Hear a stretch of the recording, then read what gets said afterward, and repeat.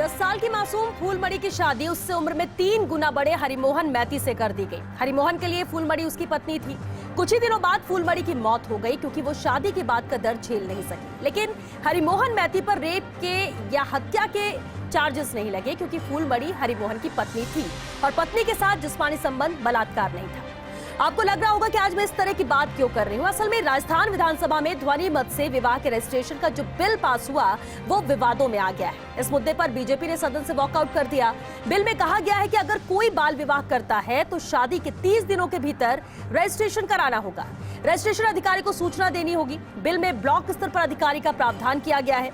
हमारे देश में शादी के लिए लड़की की उम्र 18 साल और लड़के की उम्र 21 साल तय है। हालांकि इस उम्र को लेकर भी देश में बहस चल रही है, जिसमें कहा जा रहा है कि लड़की की उम्र 16 साल कर दी जाए या लड़के की उम्र 18 साल कर दी जाए। हालांकि वो अलग मुद्दा है, उस पर फिर कभी बात करेंगे। अगर दूसरे देशों पर नजर डालें तो इंडोनेशिया, नाइजीरिया जैसे 20 देशों में शादी की न्यूनतम उम्र 21 साल है और 140 से ज्यादा देशों में शादी की न्यूनतम उम्र 18 साल है। अब राजस्थान में पास हुए इस बिल पर बवाल बच गया है। सरकार का तर्क है कि रजिस्ट्रेशन का मतलब ये कतई नहीं है कि बाल विवाह वैध हो गया। हम रजिस्ट्रेशन के बाद भी ऐसे लोगों पर कार्रवाई करेंगे। तो बीजेपी का कहना है कि अगर बाल विवाह अपराध है तो फिर रजिस्ट्रेशन का मतलब क्या है? क्या इससे बाल विवाह को बढ़ावा नहीं मिलेगा? सवाल तो ये भी है कि आखिर इस बिल की जरूरत क्या है? क्यों सरकार को इस बिल को सदन के सामने लाना पड़ा और इससे सरकार को क्या लाभ होगा या राजस्थान के रहने वाले लोगों को इससे क्या फायदा होगा? और क्या जो बीजेपी कह रही है इससे बाल विवाह को बढ़ावा नहीं मिलेगा? आज बात इन्हीं जरूरी सवालों पर करेंगे। ये संशोधन 2021 में कहीं पर भी ये नहीं कहता कि ऐसे विवाह वैध होंगे, लेकिन मान लो सजा उसे दे भी दो, पर उस रजिस्ट्रेशन के बाद में ये वैध नहीं माना जाएगा। कलेक्टर चाहे तो उनके खिलाफ कार्रवाई कर सकता है। ये हाउस सहमत है क्या कि चाइल्ड मैरिज हो सकती है? आप अगर इस तरीके से चाइल्ड मैरिज को जस्टिफाई करेंगे तो देश के सामने गलत उदाहरण जाएगा। आज आंकड़े ये कहते हैं कि राजस्थान इस बाल विवाह की कुरीति के पकड़ में है।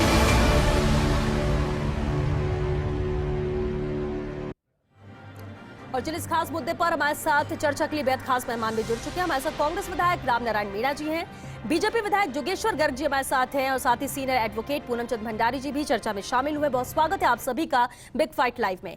रामनारायण मीणा जी, सबसे पहला सवाल तो ये कि आखिर ये बिल जरूरी क्यों था?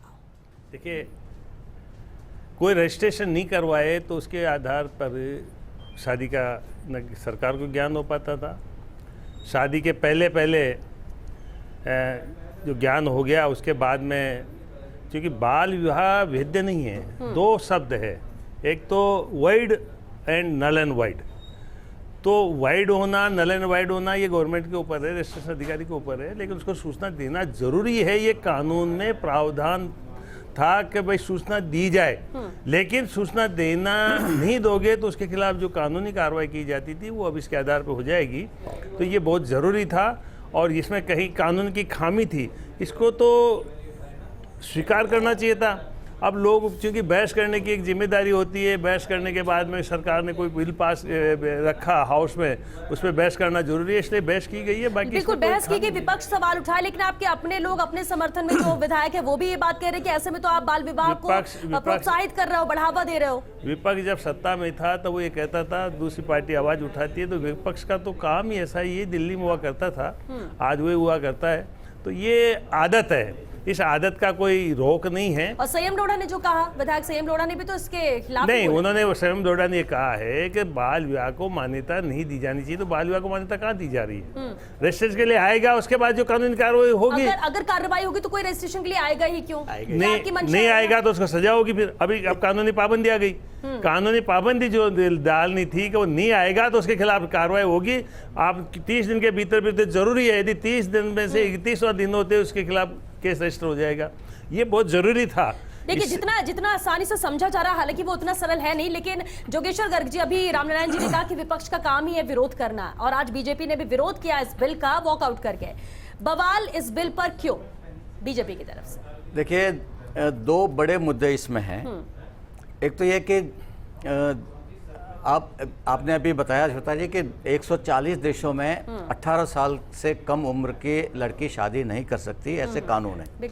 उन देशों में से एक भी देश ऐसा बता दीजिए जो ये कहता हो कि 18 से कम वाली ने शादी कर ली तो भी रजिस्ट्रेशन हो जाएगा? हो ही नहीं सकता। जो प्लॉट मेरे नाम का नहीं है, टाइटल में यदि नहीं बता सकता, तो उसकी रजिस्ट्री मैं कैसे करवा सकता हूँ? इसमें भी वही है कि जब शादी के लायक आप नहीं हो तो शादी कैसे कर ली, और शादी फिर रजिस्ट्रेशन कैसे हो जाएगा उसका? रजिस्ट्रेशन के लिए जैसे ही जाएंगे आपको पुलिस गिरफ्तार करेगी, आपने बाल विवाह किया है। तो कौन जाएगा, क्यों जाएगा? पागल है क्या लोग? एक तो ये समस्या आएगी इसमें। दूसरा यह है कि जो हमारा आदिवासी समुदाय है, खासकर हमारे आबू रोड, सिरोही, पाली, ये ग्रासिया बेल्ट जो है, वहाँ 13, 14, 15 साल की उम्र में भी लड़कियां शादी कर लेती है। लड़के भी 16, 17 मुश्किल से होते हैं, और वो ट्रेडिशनल वे में किसी भी मेले में मिलते हैं और हाथ पकड़ा और चले गए। फिर घर वाले उनको ढूंढ के लाते हैं और उनको वैधता दे देते हैं। हिंदू मैरिज एक्ट में भी एक क्लॉज है, ऐसा एक धारा ऐसी है जो कहती है कि यदि इस तरह की सामाजिक मान्यताओं के कारण ऐसी कोई शादी हो रही है तो वो अलाउ है। या तो आप इसमें वो लाइन डालो कि भाई उनको ऐसा अलाउ कर सकते हैं। ज़्यादा अच्छा तो भंडारी साहब बता पाएंगे, वकील, मैं वकील नहीं हूँ, लेकिन जैसा मैंने पढ़ा है कि भाई हिंदू लॉ में एक क्लॉज ऐसा है, या तो आप उसका प्रावधान उसमें डालते, उल्लेख करते उसका, और उसके बाद आप करते कि भाई उसमें यदि कोई है तो उसको अलाउ है, बाकी को नहीं अलाउ।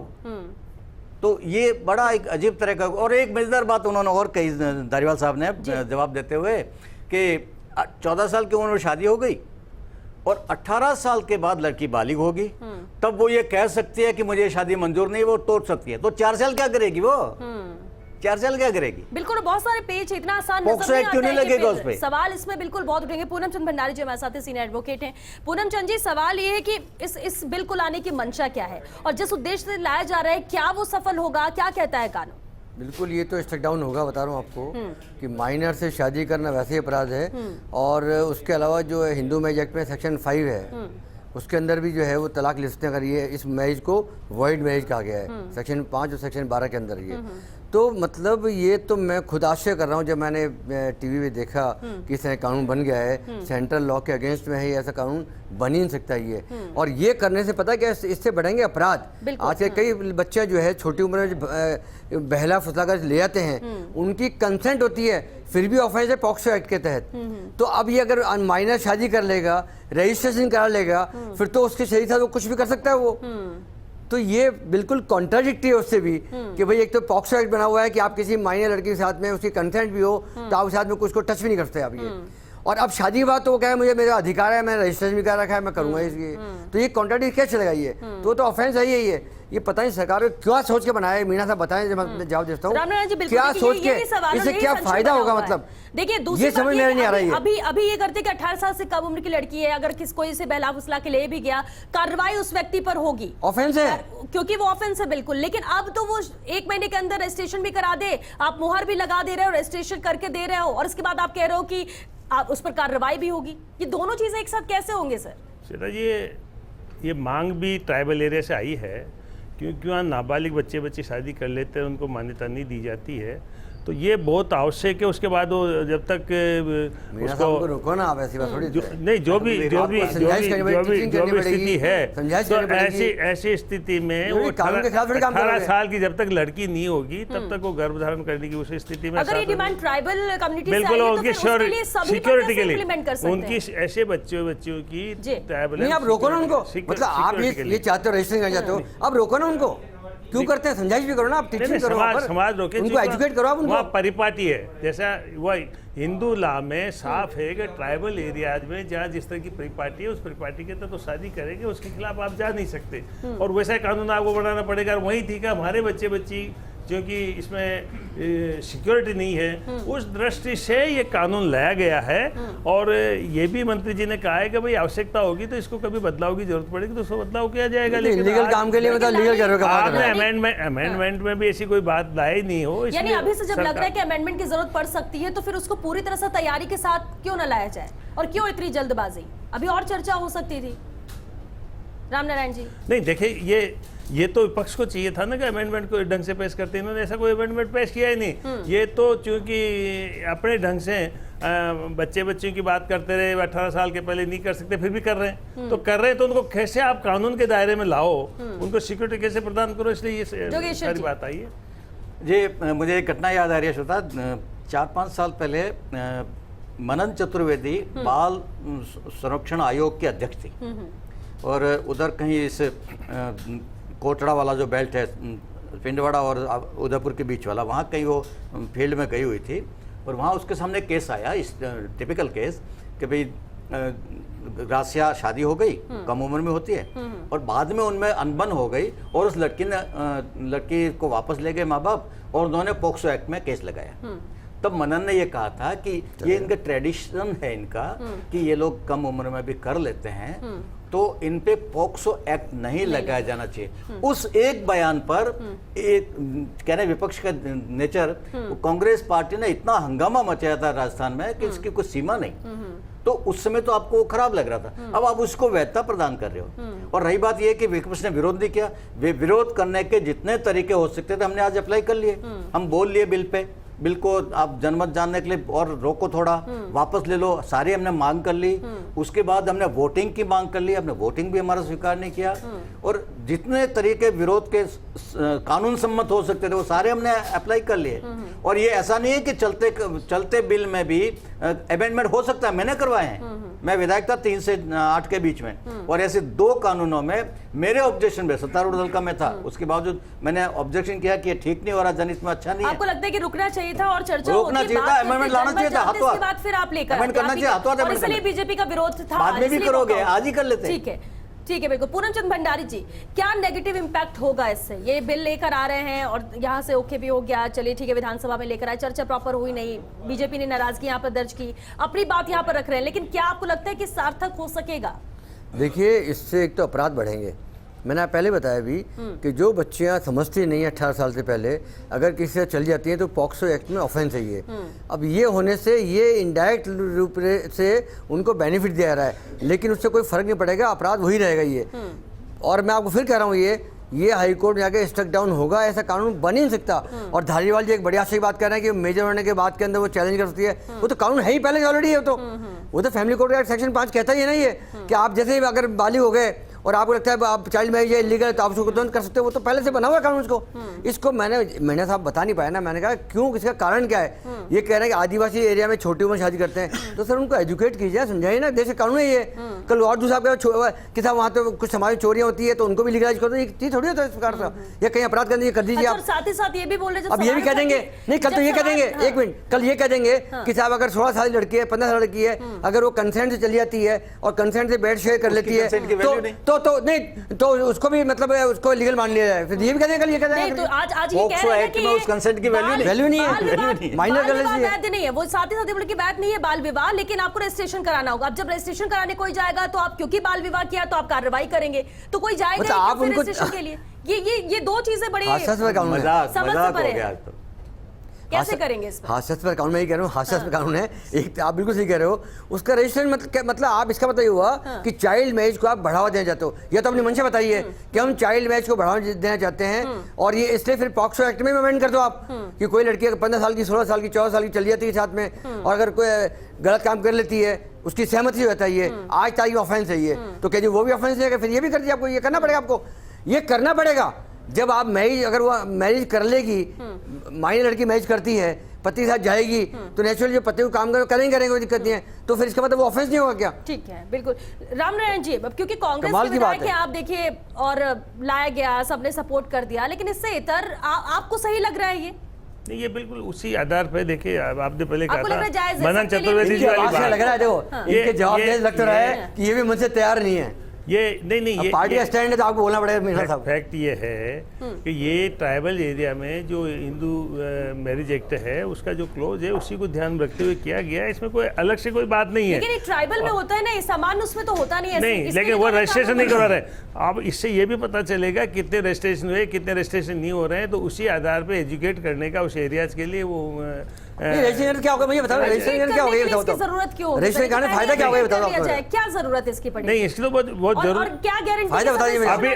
अभी तक रजिस्ट्रेशन इतना वो कंपलसरी नहीं था। चाइल्ड मैरिज इलीगल है ये डायरेक्टिव था, अब ये कंपलसरी हो गया और इसको ये डायरेक्टिव नहीं होकर के कानूनी पाबंदी हो गई, इसलिए कराना पड़ेगा। और ये कानूनी पाबंदी में लाने के लिए चाइल्ड मैरिज इलीगल है तो फिर आप समझिए कैसे लीगल है तो लीगलाइज कर रहे हो उसको? नहीं, आप देखिए मतलब एक तरफ आप कह रहे हैं वैध नहीं अवैध है वो, उससे नहीं अभी शादी होती थी, किसने नकार दिया कि शादी नहीं हुई तो रजिस्ट्रेशन होने के बाद में नकार नहीं सकते क्या हमारी शादी नहीं हुई है। अरे क्या कमाल कर रहे हो आप? रजिस्ट्रेशन के बिना लेकिन बाल विवाह करने में तो बच्चों को ही समझ नहीं होती है कि क्या कराया जा रहा है, उसी कंसेंट में कर दो वाले कर देते हैं। कमाल कई कर दिया बार आपने। कुछ होती है लड़कियां जो एक्टिव होती हैं और शिकायत कर देती है और रोक लिया जाता है बाल विवाह को, लेकिन अगर हो भी गई और नहीं, आप खुद कह रहे हो कि एक वो महीने के अंदर वो registration कानून तो करा भी लो। है, लेकिन यदि मान लो किसी ने कर दी तो यदि शादी गलती से हो गई या कानून के खिलाफ हो गई फिर भी रजिस्ट्रेशन कराना जरूरी है, ये लॉ बाइंडिंग मतलब इलीगल काम को आप रजिस्ट्रेशन करा जाते हैं, मतलब ये हो गया सर।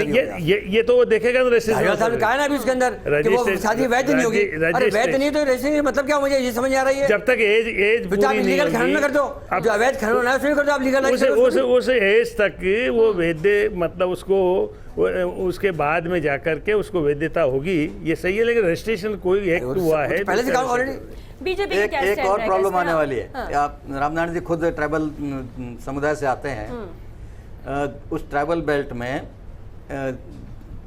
कम उम्र में शादी का रिवाज भी है और एक से अधिक शादी का भी रिवाज है। फिर दो तीन सबका रजिस्ट्रेशन करोगे तो फिर आपने कानून तोड़ दिया, हिंदू लॉ को फिर तोड़ दिया आपने। तो ये बहुत कॉम्प्लिकेशंस में पैदा होने वाली है। उन कॉम्प्लिकेशंस का कि अभी से कल्पना करके उनके लिए प्रावधान अभी से इस बिल में डाल देने चाहिए थे, वो आज नहीं हुआ। इतनी समझदारी उसको रखनी चाहिए। इस बिल की जरूरत क्या है साहब? तो कह रहे हैं कि तो पहले होगा। तो सुप्रीम कोर्ट का डंडा पड़ा इसलिए आया है। जी क्या होगा इस बिल के लाने के बाद, अब होगा क्या रास्ते हैं? इस बिल के आने में सबसे बड़ा नुकसान ये होगा कि इलीगल मैरिज को एक तरह से आप लीगलाइज कर रहे हो।